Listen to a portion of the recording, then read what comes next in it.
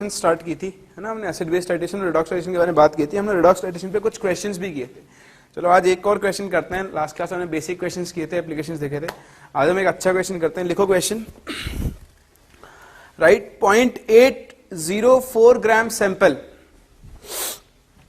0.804 gram sample of iron ore was dissolved. 0.804 gram sample of iron ore was dissolved in acid.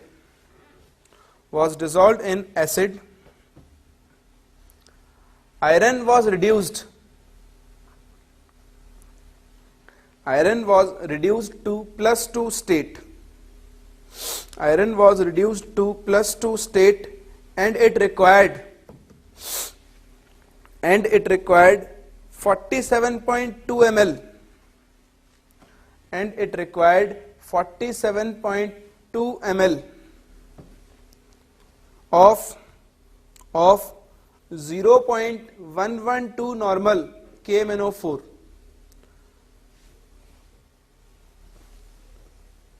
0.112 normal KMnO4 solution for titration. Calculate the percentage of Fe3O4. Calculate the percentage of Fe3O4 in the ore sample. Calculate the percentage of Fe3O4 in the ore sample.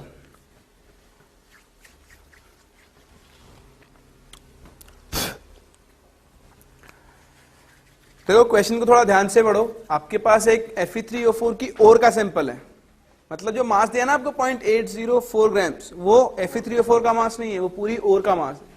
उसमें आपको Fe3O4 का percentage निकालना है।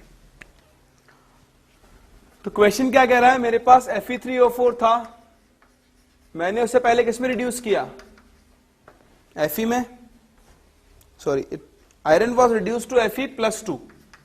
तो आपने पढ़ा है, हमने पहले डिस्कस किया हुआ है, Fe3O4 is a mixed oxide. इसमें FeO भी होता है और साथ में क्या होता है, Fe2O3। तो यहां पर Fe+2 में भी था और +3 में भी था। तो जितना भी +3 वाला Fe था उसको भी आपने किस में पहुंचा दिया, Fe+2 में। यानी इस ओर में जितना भी आयरन था वो सारा आयरन कहां पर आ गया है, यहां पे। और इस आयरन ने किससे रिएक्शन की, KMnO4 से। ठीक है, तो अगर ये दोनों रिएक्ट कर रहे हैं तो हम सिंपली क्या लिख सकते हैं, equivalents of Fe2 plus should be equal to equivalents of KMnO4। बोलो लिख सकते हैं, equivalents of Fe2 plus कितने आएंगे, KMnO4 से रिएक्शन करने पर Fe2 plus किस में कन्वर्ट हो जाएगा, Fe3 plus में, जैसा कि हमने पढ़ा था रिडॉक्स टाइट्रेशंस में। तो इसका इनफैक्टर कितना हुआ, 1। अगर मैं आयरन का मास मान लूं x, तो इसके इक्विवेलेंट्स कितने हुए, x अपॉन इसका मोलर मास 56 अपॉन इसका इनफैक्टर 1, यानी x अपॉन 56। ये तो हो गए equivalents of iron. This should be equal to equivalents of KMnO4।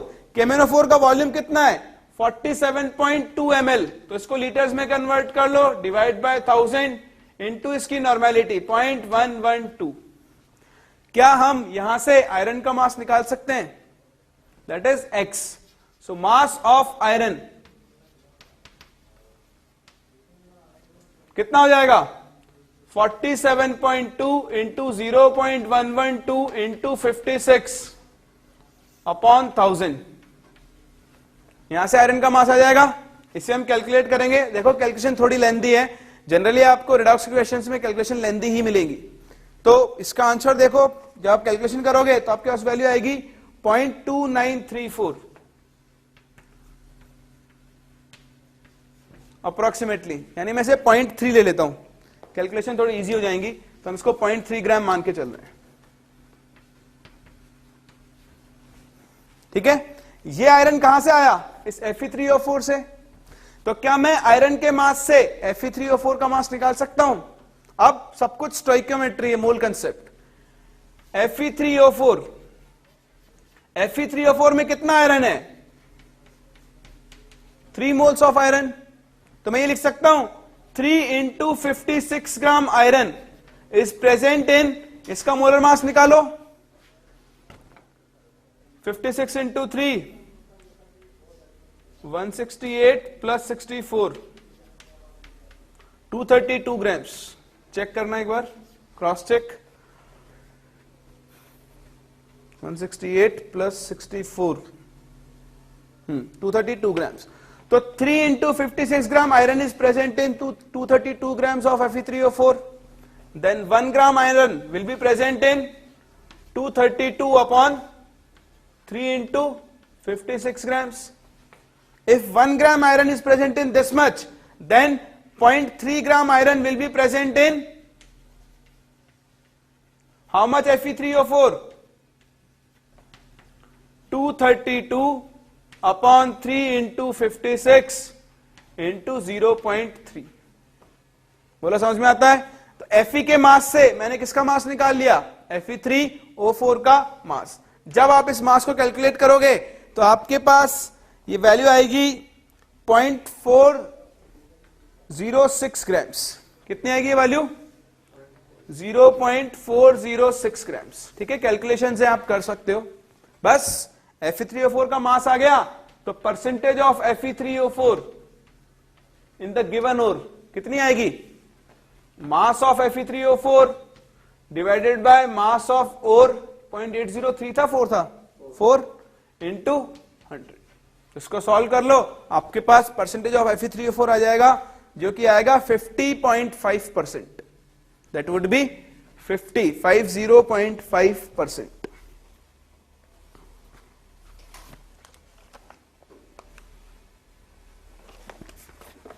चलो एक और आखिरी क्वेश्चन इसी के ऊपर बेस्ड, अच्छा क्वेश्चन है, लिखो। क्वेश्चन थोड़ा बड़ा है, right. 1.6 grams of pyrolusite ore, 1.6 grams of pyrolusite ore was treated with 50 ml of 0.1 normal, was treated with, ठीक है। तो सबसे पहले मैं बात करता हूं, हमसे क्वेश्चन में क्या कह रहा है कि आपने एक पायरोलुसाइट सैंपल लिया है MnO2 का, जिसकी रिएक्शन आपने करवाई H2C2O4 से। तो पहली चीज अगर आप देखो तो Mn यहाँ +4 स्टेट में है, +4 से ये खुद किस में जाएगा? +2 में, और कार्बन को किसमें ऑक्सीडाइज कर देगा? Into CO2। एक बात तो MnO2 का इन्फेक्टर कितना आएगा? यहां पे आपने ये ऑक्सैलिक एसिड लिया है, तो मैं यहां से लिख सकता हूं equivalents of oxalic acid taken कितने आ जाएंगे? 50। बोलो इसमें कोई डाउट? अब वो कह रहा है कि जो ऑक्सैलिक एसिड बच गया उसका आपने वॉल्यूम रेज किया अप टू 250 ml। क्या इस बचे हुए ऑक्सैलिक एसिड का वॉल्यूम बढ़ाने से इसके नंबर ऑफ इक्विवेलेंट्स चेंज होंगे? नंबर ऑफ इक्विवेलेंट्स तब भी क्या रहेंगे? सेम। ठीक है, फिर इस 250 ml में से आपने कितना लिया? 25 ml ऑक्सैलिक एसिड H2C2O4, और इसकी रिएक्शन आपने किससे करवाई? 32 ml ऑफ 0.1 नॉर्मल KMnO4 से। बोले चीज समझ में आती है?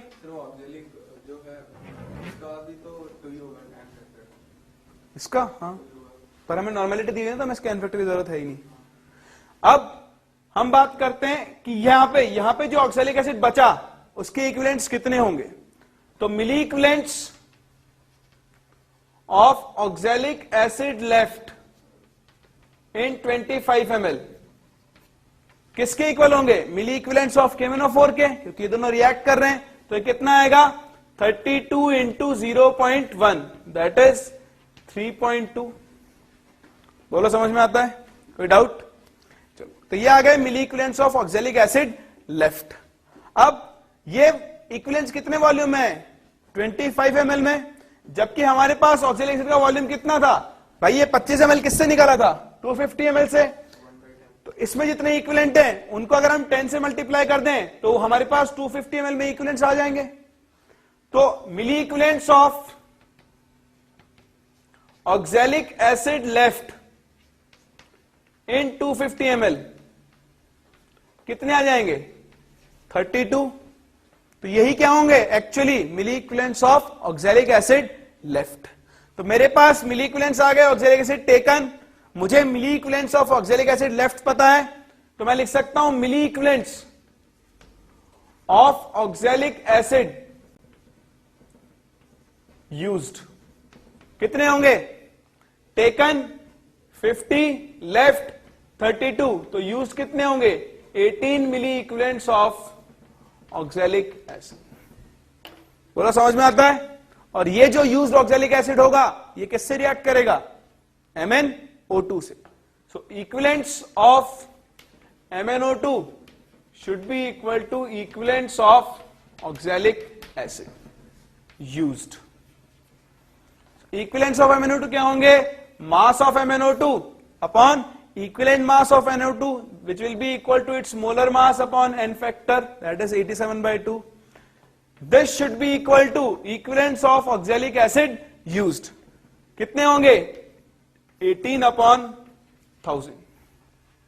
इसे जब आप यूज करोगे तो आपके पास वैल्यू आएगी 0.783 ग्राम्स। यह आ गया MnO2 का मास। पायरोलोसाइट सैंपल का मास कितना दिया हुआ है 1.6 ग्राम्स। तो क्या हम परसेंटेज निकाल सकते हैं MnO2 का बड़े आराम से। Percentage of MnO2 is equals to 0.783 divided by 1.6 into 100। समझ में आता है। तो इस तरह से हम डील करते हैं with the questions of redox titration. तो अभी तक जो हमने केस देखे हैं those are the cases of only KMnO4 और K2Cr2O7। कुछ और हमारे पास ऑक्सीडाइजिंग और रिड्यूसिंग एजेंट्स होते हैं जिनके साथ हमें डील करना पड़ सकता है। तो आओ मिलते हैं उन ऑक्सीडाइजिंग और रिड्यूसिंग एजेंट से भी जिनके साथ हमें डील करना पड़ेगा। तो इनमें पहला है आपके पास hydrogen peroxide, that is your H2O2। ये जो H2O2 है ये बड़ा ही शातिर है, मतलब ये रिड्यूसिंग एजेंट की तरह भी काम कर सकता है और ये एक ऑक्सीडाइजिंग एजेंट की तरह भी काम कर सकता है। तो आपको इसकी दोनों रिएक्शंस ध्यान में रखनी होगी और एन फैक्टर कैलकुलेट करना तो हमने सीखा ही है। देखो बहुत आसान है, अगर H2O2 काम कर रहा है एक ऑक्सीडाइजिंग एजेंट की तरह तो ये इटसेल्फ क्या होगा, रिड्यूस। और अगर ये रिड्यूस होगा तो क्या बनाएगा, इट विल फॉर्म H2O। ठीक है, H2O2 जब ऑक्सीडाइजिंग एजेंट की तरह काम करेगा तो खुद क्या होगा, रिड्यूस। यहां पर ऑक्सीजन कौन से स्टेट में है, ये पेरोक्साइड है इसलिए -1। जब ये H2O बनाएगा तो कौन से स्टेट में चला जाएगा, -2। तो प्लस आपके पास साथ में क्या रिलीज कर देगा, ये एक H+। तो आप इसको बैलेंस कर लो, 2H2O2 gives H2O2 gives H2O plus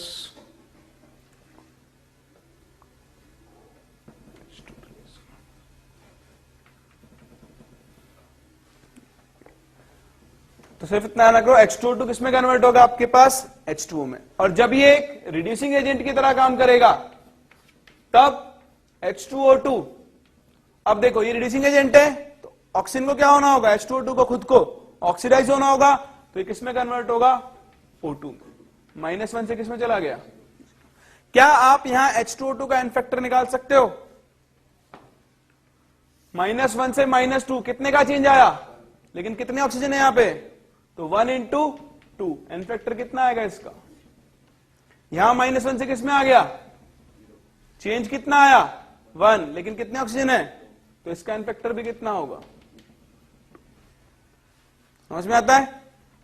तो ये आपके पास H2O2 के ऑक्सीडेशन और रिडक्शन की रिएक्शंस होंगी। H2O2 ऑक्सीडाइजिंग एजेंट की तरह भी काम कर सकता है और रिड्यूसिंग एजेंट की तरह भी काम कर सकता है। जब ये ऑक्सीडाइजिंग एजेंट की तरह काम करेगा तो H2O में चेंज होगा, जब ये रिड्यूसिंग एजेंट की तरह काम करेगा तो ये ऑक्सीजन में चेंज होगा।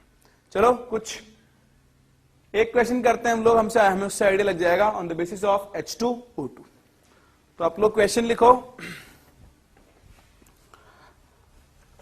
Right.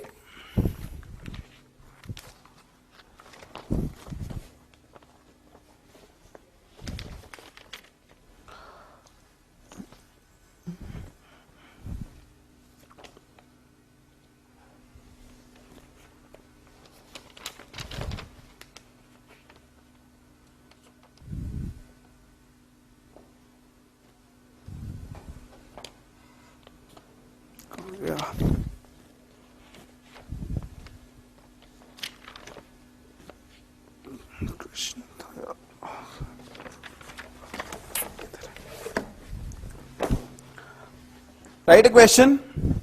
Write 1 gram sample of H2O2 solution. 1 gram sample of H2O2 solution contains X% H2O2 by weight. 1 gram sample of H2O2 solution contains X% H2O2 by weight and requires X ml of X ml of KMnO4 solution X ml of KMnO4 solution for complete oxidation under acidic conditions.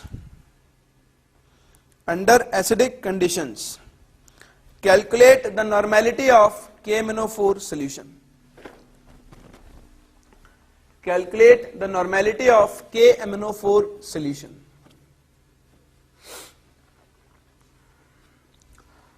देखो एक important चीज, H2O2 के questions में कभी कभी आपसे volume strength भी पूछ ली जाती है या फिर वॉल्यूम स्ट्रेंथ गिवन होती है। तो ये आपको रिलेशन याद होना चाहिए H2O2 के लिए कि volume strength is equals to molarity upon 11.2 और नॉर्मेलिटी अपॉन 5.6। H2O2 की वॉल्यूम स्ट्रेंथ का फॉर्मूला क्या होता है? मोलैरिटी अपॉन 11.2 और नॉर्मेलिटी अपॉन 5.6। यानी अगर आपको वॉल्यूम स्ट्रेंथ पता है तो आपको उस H2O2 सॉल्यूशन की मोलैरिटी और नॉर्मेलिटी पता है। अगर आपको मोलैरिटी नॉर्मेलिटी पता है तो आप उस H2O2 सॉल्यूशन की वॉल्यूम स्ट्रेंथ बता सकते हो। और वॉल्यूम स्ट्रेंथ निकालना हमने मोल कंसेप्ट में सीखा है बहुत अच्छी तरह से, ठीक है। तो कभी कभी ये भी पूछ सकते हैं। चलो हाल फिलहाल इस क्वेश्चन पे फोकस करते हैं। क्वेश्चन आपसे क्या कह रहा है कि आपके पास एक 1 ग्राम H2O2 का सैंपल है जिसमें H2O2 का परसेंटेज कितना है? X%। और आप इसकी रिएक्शन करवा रहे हो with XmL KMnO4 in acidic medium. This is important. और आपको इस KMnO4 सॉल्यूशन की नॉर्मेलिटी बतानी है। बहुत आसान है, ये दोनों रिएक्ट कर रहे हैं तो दोनों के इक्विवेलेंट्स क्या होने चाहिए? सेम। अगर आप रिएक्शन की बात करो तो H2O2 plus KMnO4 in acidic medium. तो एसिडिक मीडियम में KMnO4 क्या होता है? एक ऑक्सीडाइजिंग एजेंट। तो यहां पे H2O2 किसकी तरह काम करेगा? रिड्यूसिंग एजेंट की तरह। ये काम करेगा ऑक्सीडाइजिंग एजेंट की तरह। KMnO4 H2O2 को -1 से कहां पहुंचा देगा? 0 में। साथ में Mn खुद किस में कन्वर्ट हो जाएगा? +2 में। तो Mn का इनफेक्टर कितना हुआ? 5 और H2O2 का इनफेक्टर कितना हुआ? 2। बस इक्विवेलेंट कंसेप्ट अप्लाई करो, दोनों के इक्विवेलेंट्स को क्या कर दो? सेम। तो हम लिख सकते हैं कि इक्विवेलेंट्स ऑफ H2O2 या फिर रादर और इक्विवेलेंट्स ऑफ KMnO4। हम मिली इक्विवेलेंट्स भी यूज कर सकते हैं पर मैं इक्विवेलेंट्स यूज कर रहा हूं। तो इक्विवेलेंट्स ऑफ H2O2 कितने होंगे? मास ऑफ H2O2 कितना हुआ? X, क्योंकि 1 का X% कितना होगा? Sorry not X, it would be X/100 होगा। भाई 1 ग्राम का X% कितना होगा? X/100। तो ये हुआ H2O2 का मास डिवाइडेड बाय इसका इक्विवेलेंट मास। H2O2 का मोलर मास आएगा 34, इसका इनफेक्टर है 2, तो इसका इक्विवेलेंट मास कितना हुआ? 17। तो X/100 डिवाइडेड बाय 17 हो गया सिंपली ये X/1700। ये तो हो गए equivalents of H2O2। This should be equal to equivalents of KMnO4, यानी इसका वॉल्यूम X कितना दिया हुआ है? ml। तो ml को कन्वर्ट करोगे लीटर्स में इनटू इसकी नॉर्मेलिटी n। क्या हम यहां से नॉर्मेलिटी की वैल्यू कैलकुलेट कर सकते हैं? Normality will be equal to 10/17। समझ में आता है? तो इस तरह से कहीं कहीं क्वेश्चंस में आपको H2O2 भी दिया हुआ हो सकता है। और जब भी मुझे क्वेश्चन कॉम्प्लिकेट करना है मैं सिर्फ वॉल्यूम स्ट्रेंथ डाल दूंगा। वॉल्यूम स्ट्रेंथ डालते ही स्टूडेंट्स की धज्जियां उड़ जाती है, वो भूल जाता है क्या पढ़ा क्या नहीं पढ़ा, उसको वॉल्यूम स्ट्रेंथ देखते डर लगने जाता है। तो सबसे बढ़िया तरीका कंफ्यूज करने का वॉल्यूम स्ट्रेंथ डाल दो, उसके बाद तो पता नहीं क्या दे दिया मुझे। तो कुछ भी नहीं होता है, वॉल्यूम स्ट्रेंथ दिया है, मतलब आपको इनडायरेक्ट फॉर्म में मोलैरिटी और नॉर्मेलिटी दी हुई है, बाकी सब आपको वही डील करना है, ठीक है। चलो, तो ये हुआ H2O2। इसी तरह हमारे पास एक और बहुत ही अच्छा रिड्यूसिंग एजेंट होता है जो बहुत काम में भी आता है, जिसको हम आगे भी यूज किया करेंगे, that is hypo, which is Na2S2O3 solution. It is also a good reducing agent.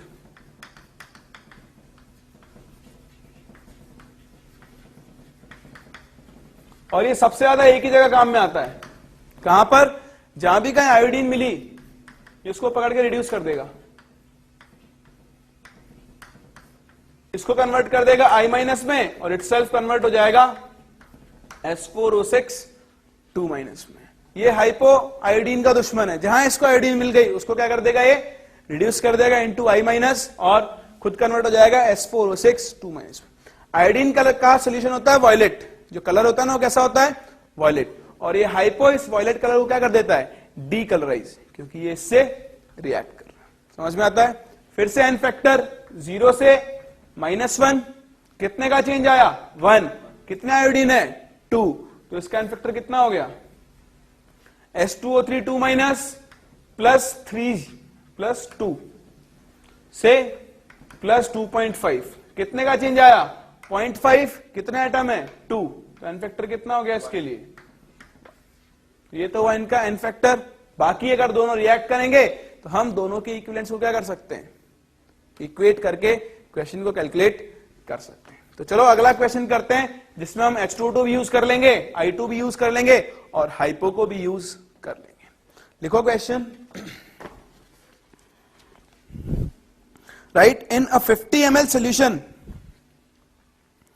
in a 50 ml solution of H2O2, in a 50 ml solution of H2O2, an excess of Ki and dilute H2SO4 were added. In 50 ml of a solution of H2O2, an excess of Ki and dilute H2SO4 were added. लिखो आगे, the iodine so liberated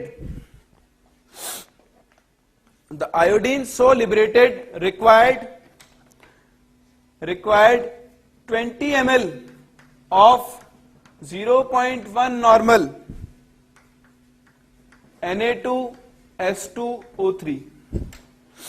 Iodine so liberated required 20 ml of 0.1 normal Na2S2O3 for complete reaction. Calculate the volume strength of H2O2 sample.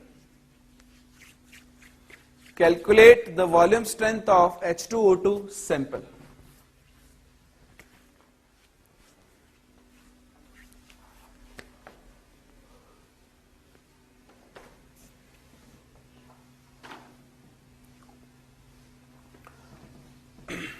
तो देखो question क्या कह रहा है, आपके पास एक H2O2 का सैंपल है, आपने उसमें Ki यानी I- सोल्यूशन ऐड किया, और क्वेश्चन खुद कह रहा है यहां से क्या लिबरेट हो रही है, आयोडीन, मतलब H2O2 I- को किसमें ऑक्सीडाइज कर रहा है, I2 में, तो खुद किसमें रिड्यूस हो जाएगा,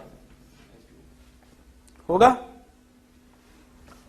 H2O2 का इनफेक्टर कितना आएगा, 2, इसका इनफेक्टर कितना आएगा, 1, ठीक है।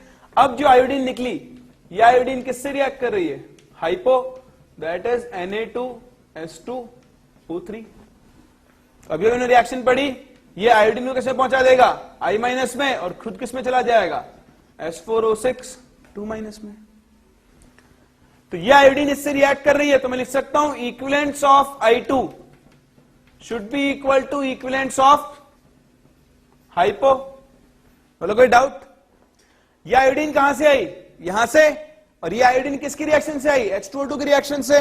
तो क्या इक्विवेलेंट कंसेप्ट के हिसाब से equivalents of H2O2 should be equal to equivalents of I2 होने चाहिए। तो मैं यहां पे एक चीज और लिख सकता हूं कि equivalents of H2O2 should be equal to equivalents of I2 and equivalents of I2 should be equal to equivalents of hypo solution. बोलो होगा? कोई प्रॉब्लम इसमें? अब क्वेश्चन की डिटेल्स देख लेते हैं, क्या क्या कह रहा है क्वेश्चन। 50 ml था H2O2 सोल्यूशन, उसमें आपने ऐड किया KI, और जो आयोडीन निकली उसको चाहिए 20 ml of 0.1 normal hypo solution.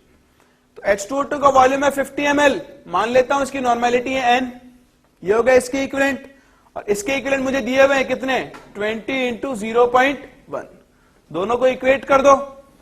तो क्या यहां से हम N की वैल्यू निकाल सकते हैं? नॉर्मेलिटी ऑफ H2O2 सोल्यूशन कितनी आ जाएगी? 2/50। क्या? क्योंकि वहां पर तो एन फैक्टर 1 है और यहाँ पर किसका? आयोडीन का। पर इक्विवेलेंट्स तो सेम होंगे ना, वो तो I माइनस का आएगा एन फैक्टर।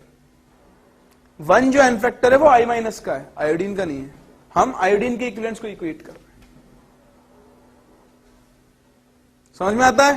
तो यहां से नॉर्मेलिटी कितनी आएगी इसकी? 2/50। नॉर्मेलिटी आ गई, मुझे क्या निकालनी है? Strength, sorry volume strength. तो वॉल्यूम स्ट्रेंथ और नॉर्मेलिटी में क्या रिलेशन होता है? N/5.6। तो क्या हम यहां से नॉर्मेलिटी की वैल्यू निकाल सकते हैं?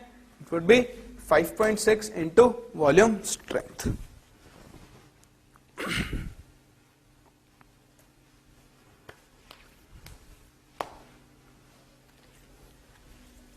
समझ में आता है? तो देखो इस तरह से हम रेडॉक्स टाइट्रेशंस को यूज करते हैं और उनके ऊपर बेस्ड कुछ क्वेश्चंस करते हैं। नेक्स्ट क्लास हम लोग बैक टाइट्रेशन और डबल टाइट्रेशन के बारे में बात करेंगे और उनके साथ डील करेंगे।